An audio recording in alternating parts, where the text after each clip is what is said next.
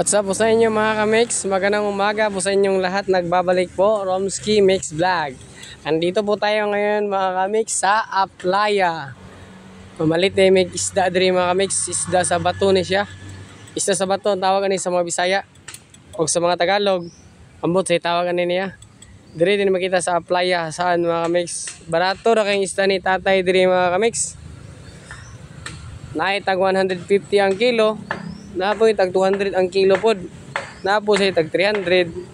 Klase-klaseng isda ni tatay diri mga kamix. Nasa kubutan 350 ang kilo aning kubutan. Oh, anong kubutan nila? Napo sila mulmul. Ang mulmul mga kamix nagdepende po ning mulmul sa kadagko mga kamix. Nahitag 280 ug napoy tag 150. Napoy tag 200. Napo sila yung mga balo may tawag ani mga kamix, yung mga tag-as.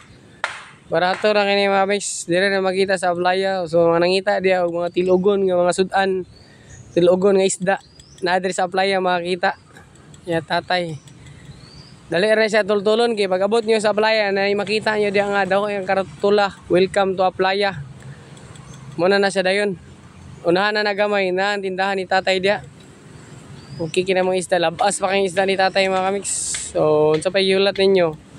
Sa mga nangita diya og mga barat-barato nga isda na adre sa Aplaya. Presko kayo.